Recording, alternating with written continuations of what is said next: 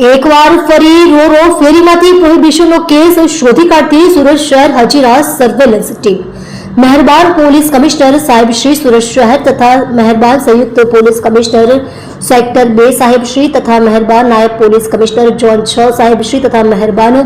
મદદનીશ police commissioner જે division સાહેબ શ્રી નાઓએ શહેરમાં કાયદો અને વ્યવસ્થા જળવાઈ રહે તથા રોરો ફેરીમાં થતી પ્રોહિબિશનની પ્રવૃત્તિ સદંતર બંધ કરાવવા માટે સૂચના આપેલ, જે અંતર્ગત પોલીસ ઇન્સ્પેક્ટર શ્રી વીએલ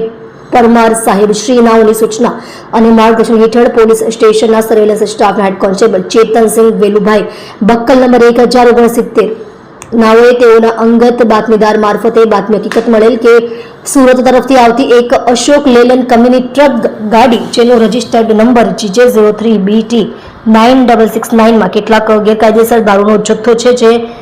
રોરો ફેરીના જહાજ મારફતે ભાવનગર તરફ જવાનું છે. જે બાતમીના આધારે રોરો ફેરી હજીરા ખાતે છે. આધારભૂત બાતમી હકીકતના આધારે સદર ટ્રકમાંથી ગેરકાયદેસર